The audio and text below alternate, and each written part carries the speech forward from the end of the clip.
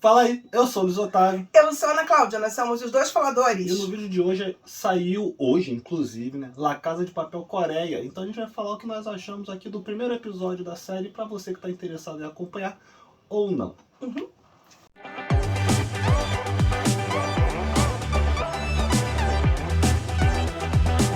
Fala aí, lindos do meu coração, já se inscreveu no nosso canal? Se você não se inscreveu, se inscreve agora, é só apertar inscrito. E depois toca o sininho pintadinho pra você receber as notificações do nosso canal. Afinal, pelo menos uma vez por semana, no sábado às 18 horas, nós temos um vídeo novo. Mas é possível que a gente faça algum vídeo extra como esse. E aí você precisa estar... Nossa, a gente ensaiou? Não, essa é sintonia, não disso. E aí, se você então não está inscrito, você acaba perdendo esse tipo de informação, acaba perdendo vídeos extras de coisas extras que podem estar acontecendo. Alerta super importante, os dois estão gripados, na verdade saindo de uma gripe, então vai ter funga-funga. É bem possível que tenha tosse. Já começou. Então, né, estamos bem, mas estamos ainda com... Levantei da cama hoje, praticamente, verdade, seja dito. Mas assim, né, vamos falar aqui do primeiro episódio. Deixa bem claro que a gente não assistiu tudo. A gente não tá nesse nível de maratonar, porque a gente tá doente também. Mas a gente não queria deixar de passar essas primeiras impressões do primeiro episódio de La Casa de Papel Coreia. Afinal de contas, eu sou, meu coração também eu quero dizer que sim, sou uma dorameira, então precisava falar sobre isso. E a gente gostou muito de La Casa de Papel, né? Teve live aqui no canal sobre isso. Teve não sei quantos vídeos aqui no canal sobre isso. Depois, se você quiser acompanhar, é só buscar nas nossas playlists. Há pessoas que odeiam, mas somos pessoas que gostam. Somos subversivos. E assim, eu tenho pra mim que se você gostou do original, você tem 90% de chance de gostar dessa nova versão, porque algumas cenas estão muito parecidas, né? Estão muito idênticas com o que a gente viu lá no original. Até o início da série começar, lá na série espanhola, ela começa com a Tóquio falando, e nessa série também você vai começar a história com base na presença da Tóquio, que inclusive é uma atriz que faz um filme de terror sensacional, que tem também na Netflix. A gente tem vídeo aqui no canal, eu vou colocar o card aqui em cima, que se chama A Ligação. Então, não deixa de depois ir assistir esse vídeo, não, e assistir o filme, tá? Quero falar dos primeiros pontos diferentes que eu vi, duração dos episódios, claro. Nesse ponto eles estão seguindo a tradição coreana, com mais de 1 hora de duração. Tem episódio até com 1 hora e 18 minutos, então isso pode assustar muita gente. Entra nos 10% de diferente. Né? E aí você vai ver que nesse ponto eles acabam trabalhando mais. O coreano costuma, mesmo que seja um personagem secundário, ter um pouquinho mais de tempo para falar desse personagem e trazer informações dele. Se o secundário é assim, você imagina o principal. Então a Tóquio já começou com mais informação do que antes. Você teve mais informação sobre o passado da Tóquio do que você teve no outro. Então o que eu acredito é que você talvez não vá ter exatamente episódios idênticos, mas o conteúdo idêntico, mas a ordem dos acontecimentos pode ser alterada.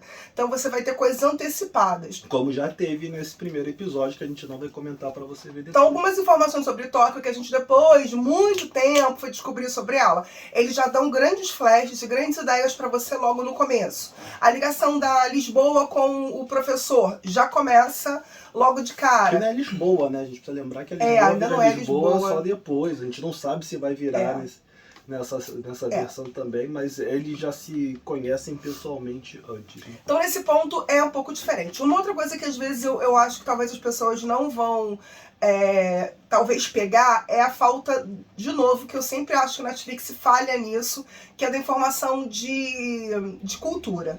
Porque nem todo mundo conhece a cultura coreana, nem todo mundo conhece alguns aspectos da cultura coreana que eu acho que devia de alguma forma ser trazido, nem que fosse às vezes no fansubs, que são os fã-clubes que fazem tradução e legenda e disponibilizar episódios. Eles costumam colocar uma nota assim, como se fosse uma nota do tradutor, igual o livro tem. Talvez tem NT, nota da tradutora, e ela explica. Né? Então tem uma piadinha, por exemplo, com o nome da Tóquio, porque Tokyo é uma palavra em coreano, eu não sei o que significa. Se eu não me engano, acho que é tudo bem, é alguma coisa de consentimento, de tudo certo. E ela faz uma brincadeira sobre isso quando ela escolhe o nome dela, que a gente perde, e por mim podia ter uma nota de tradutor. Eu curto nota de rodapé pra caramba. Você tá mal acostumada. Eu gosto desse tipo de informação, que eu acho que muita coisa pode perder do grande público que não tá acostumado a ver dorama. De resto, assim, os personagens estão com a personalidade parecida. Em alguns momentos até eu estranho um pouquinho de ver coreanos eufóricos, não é muito da natureza deles a euforia, não é uma característica do coreano. Às vezes eles perdem a cabeça, perdem a razão, mas é muito mais por raiva. É muito mais comum você ver um coreano perder a cabeça por raiva do que exatamente por euforia. Em alguns momentos você vê eles eufóricos. Tudo bem que eu nunca vi um filme coreano que se assaltava um banco dessa forma, Pois né? é, né? Nenhuma casa da moeda, Já não são né? coreanos comuns, uma vez que, na verdade, nem todos são coreanos. É importante que se diga isso. Você vai ter personagens que vieram da China, personagens que vieram de outros países ali da Ásia. Não são todos eles que são coreanos. Então isso também tem a ver, creio eu, com essa diferença entre eles. E tem a diferença também da questão da Coreia do Sul e Coreia do Norte. Mas eu acho que isso a gente pode falar daqui a pouco nas diferenças da série, nos 10% diferentes. Outra semelhança é que os personagens vão usar o nome dos mesmos estados, das mesmas cidades que eles usaram na original. Então você tem o Tóquio, a Berlim, a Nairobi, você tem o Oslo, Helsinki, Moscou, Denver e Rio. Acho que eu falei todos, né? Acho que sim. E o professor também é chamado de professor. Inclusive até o gestozinho com o relógio, o cara faz... Com óculos. Com óculos, desculpa. O cara faz, achei que ele ficou um pouco mais forçado do que no professor da Espanha, mas acho que isso tem mais a ver com o personagem mesmo. Pode ser que depois eu me acostume. Mas eu acho muito comum de quem usa óculos. Mas o gestozinho assim, parar e ficar mexendo do jeito que ele faz. Você via muito com o professor e acaba às vezes tendo dificuldade de ver em outra pessoa, enfim, sabendo que é o professor. Agora, você tem o uniforme vermelho, o macacão vermelho, você tem a filha de um político que está dentro. Embaixador. E é importante a gente lembrar disso, né? Porque a primeira temporada do La Casa de Papel já tem muito tempo, então eles estão indo numa casa da moeda, que a gente já vai falar que é uma das diferenças. Você tem ali a visita de uma excursão escolar com a filha de um embaixador. Tudo isso está acontecendo, a garota fica mandando mensagem no celular também, igual a garota fez lá na série original. Você tem a versão deles do Arthurito, você tem a versão deles da Estocolmo, que na época ainda não era chamada de Estocolmo, era a Mônica, se eu não me engano, o nome da personagem. Mônica. Então, tem muita... A estrutura principal tá lá. Agora, eles têm algumas diferenças que entram nos 10%.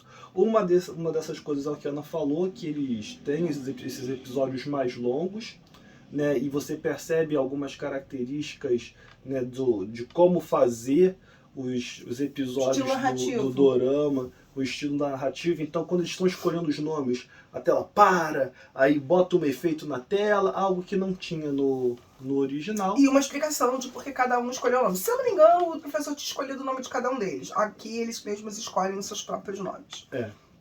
Mas eu acho que lá no original eles também escolhem, só não tem explicação. Eles só vão falando assim, eles estão sentados e vão escolhendo. Dentro das diferenças, uma diferença principal e marcante é a máscara. Enquanto no original a gente tem a máscara do Salvador Dalí, nesse a gente tem a máscara que representa o Young Ban. E numa leitura rápida que eu vi, é uma figura que vem lá do Império Joseon. Do Império Joseon, né? Então era uma figura que tinha tanto ali, ela andava tanto pelo caminho ali do serviço civil, quanto do serviço mais voltado para o Império mesmo. Então tem essa questão ali, por isso que eles escolheram essa representação. Eu acho que é uma máscara que funciona, até porque é uma máscara mais debochada. É um risinho assim, que pra mim só um risinho meio debochado. Eu acho que funciona, mas tinha outra diferença que você queria falar também, que era sobre as Coreias, né? A Coreia do Sul e Coreia do Norte, nesse seriado, eles estão se unificando. A Coreia do Norte, de verdade mesmo, ela vive um regime comunista, né? Ela é completamente separada. E existe uma proibição, né? Quando ocorreu a guerra e houve a cisão entre as Coreias, é proibido que os coreanos atravessem. Então, algumas famílias foram separadas, pessoas foram separadas. Então, você vai ter nessa série, já no primeiro episódio, a ideia da reunificação. Ela começa do aspecto econômico, até porque acho que de uma forma talvez seja o mais difícil de tudo. Nas Olimpíadas, a gente já teve nas Olimpíadas as Coreias disputando juntas, né? E vira e mexe se fala sobre esse movimento de tentativa de reaproximação das Coreias. Só que é importante frisar também que essa série se passa em 2025. Isso. Então, na verdade, você já teve esse processo de reunificação estabelecido. O que você está fazendo agora é realmente concretizar fisicamente e materialmente. Então você tem uma moeda única, você tem a liberdade de trânsito, desde que você tenha uma permissão para ir, né? Estão criando alguns bairros e umas cidades que vão exatamente ficar no local da fronteira para exatamente fazer essa integração entre o pessoal da Coreia do Norte e o pessoal da Coreia do Sul. A Coreia do Sul, de alguma forma, fica mais preocupada pela entrada de pessoas com um poder aquisitivo mais baixo e ocupando as funções mais simples e, de alguma forma, aumentando a pobreza e a criminalidade dentro da Coreia do Sul. Embora não tenha aparecido, mas eu tenho certeza que depois vai aparecer pessoas da Coreia do Norte me reclamando sobre os costumes, sobre a americanização, sobre o capitalismo, sobre essas ideias que também existem, às vezes, essas críticas na Coreia do Norte. A Coreia do Norte é um país muito fechado, você não tem muita informação sobre eles, mas às vezes os doramas passam algumas informações que eu acho que podem estar de uma forma exageradas, caricaturadas, porque realmente a gente não sabe como é exatamente a questão da Coreia do Norte pela forma como o país é fechado. Inclusive pela proibição de informações, repórteres. Se um repórter, por exemplo, for fazer um documentário na Coreia do Sul, ele pode ir, mas ele vai ficar um tempo inteiro sendo fiscalizado por policiais armados, enfim, não é uma coisa muito simples de se fazer. E tudo que ele faz é previsto, é pré-autorizado, enfim, é censurado, então não é uma coisa tão simples assim de se fazer e se conhecer a verdadeira Coreia do Norte. Mas aí tá vendo sendo feita a unificação e tá se fazendo então uma moeda única através da Casa da Moeda da Coreia integrada, né? E eles então vão fazer esse plano de roubar a Casa da Moeda coreana. Isso. E aí tudo assalto, o planejamento, a ideia parecida. Eles não estão numa vinícola, porque vinícola não é comum na Coreia do Sul. Eles estão num clube abandonado, né? Mas parece um clube abandonado. O filme parece que vai ter uma pegada muito mais forte, muito mais forte de crítica, né? A questão do capitalismo, política, a questão da pobreza. Porque o original ele já tinha uma crítica muito pesada, mas a crítica ficava subentendida, né? Você vendo, você entendia a crítica que eles estavam querendo fazer. Aqui não, aqui é falado, aqui é dito. E a ideia de que tudo que é feito dizendo que vai favorecer os mais pobres, na verdade só favorece os mais ricos. E torna os mais ricos e os mais pobres mais pobres. Eles falam textualmente isso. Inclusive é uma pegada que eu tenho visto nas últimas séries desse ano, da Coreia do Sul. Tô vendo uma outra série mais adulta também, que é Quando o Amor Floresce, muito linda, que vai falar exatamente sobre os problemas políticos e de justiça social na Coreia, desde a década de 90 até hoje. Muito forte, com críticas sociais muito fortes. O Round Six também é uma mesma pegada de crítica social ao capitalismo, a miséria que muitas pessoas vivem e o que elas se sujeitam para conseguir dinheiro. Né? A gente já viu, por exemplo, no primeiro episódio, a situação da Tóquio, que é uma imigrante da Coreia do Norte. E que tem uma história muito mais pesada do que a da Tóquio original. Pelo menos é dito já desde o começo para você.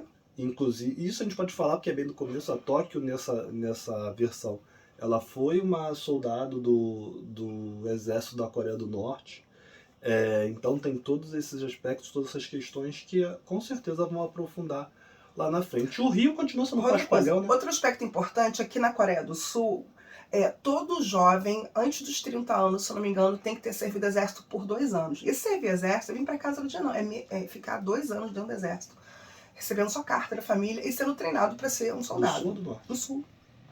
Então, isso os homens, tá? As mulheres não. Mas no caso do norte, alguns falam que as mulheres também fazem, mas de qualquer forma, fica até muito mais explicado a expertise que eles podem ter com armas, com batalha, com luta, porque é tradicional na Coreia que você faça esse tipo de treinamento com armas. Outra coisa que é importante às vezes também comentar é que a Coreia do Sul não costuma ter arma, nem a polícia andava armada, mas como você tem agora a entrada da Coreia do Norte, muitas armas vão entrar através dessa reunificação.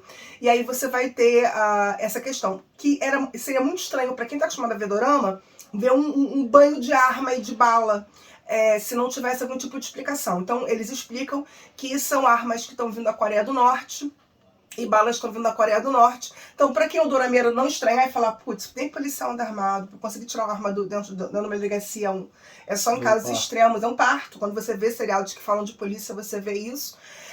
E lá tá todo mundo armado. Mas você vai ver que o policial não tá com aquelas armas igual o americano, não. Ele tá com uma pistolinha, um 38. Não é nada assim, e mesmo quando eles saem armados, geralmente é com um 38zinho. Aí vem a ideia da Força Nacional. E aí a Força Nacional viria através da Coreia do Norte. Possivelmente... mas aí eles vão montar uma força de integração. Uma força-tarefa. De coalizão, na verdade. Para você ver como é que não tá, a unificação não está completa ainda. Então o pessoal da Coreia do Norte vai, e junto com a Coreia do Sul, vai participar dessa força-tarefa. Dessa força-tarefa para resolver. A Coreia do Norte quer invadir, a Coreia do Sul quer negociar. Mas quando eles descobrem que a presença da filha do embaixador americano tá ali, acaba fazendo com que a Coreia do Norte repense e tenha que, de alguma forma, negociar e retornar. Apoiar a ideia da... Também quando descobrem você tem ali, acho que mais de 30 jovens, né? Eles não são exatamente criancinhas, eles são adolescentes. Eles não estavam preocupados com isso antes, não. Você tem um monte de gente ali. Só tem um easter eggzinho antes de encerrar, que o café onde o professor vai encontrar a negociadora é o café Bela Tchau. Bela Tchau. Que a Ana estava observando. Isso. E o café, ele é dono, o café antecipa a entrada o encontro do professor com a investigadora, melhor eu falo de investigadora. Negociadora. Mas a mãe dela tem Alzheimer também, igual no original. Então é isso, né? Mais a gente fala depois que assistir a série. Escreve aqui nos seus comentários se você estava na expectativa da série, se você vai assistir a série. Você já assistiu o primeiro episódio, pelo menos. Se você já assistiu outros episódios, só não coloque spoiler aqui. E de novo, não deixe de se inscrever no canal. Agora só uma coisa, spoiler da série que é igual... Não é spoiler. Spoiler só se for uma coisa nova, não? Não, é spoiler. É spoiler? É spoiler. Porque a gente não sabe o que vai ser igual, o que vai ser diferente. Então, é spoiler. Não deixa de se inscrever, clica no sininho para receber as notificações, porque amanhã tem o vídeo regular de sábado. E a gente tem, na terça-feira que vem, falando nisso com o Bag, que é um desenhista, ilustrador, que está fazendo sucesso aí pelas redes, porque ele criou os pokémons brasileiros. E aí nós vamos conversar com ele na terça-feira, às 8 horas da noite, sobre o processo criativo dele. Vamos falar sobre a profissão dele e sobre como foi criar esses pokémons pensando no Brasil. Então tem pokémon inspirado no cachorro caramelo, tem pokémon inspirado no açaí, tem pokémon de tudo quanto é jeito aqui relacionado à cultura nacional. Então não perca, não deixe de clicar no sininho. Já estão fazendo barulho lá fora, que é o sinal que a gente tem que parar a gravação desse vídeo. Valeu, até a próxima. O norte abriu a economia e todos os coreanos esperavam ser beneficiados. Mas o que aconteceu? Só os ricos ficaram mais ricos. Bem-vindos ao capitalismo. Agora é hora da gente, que não tem nada, ter nossos benefícios. A gente vai fazer o maior assalto da história do mundo.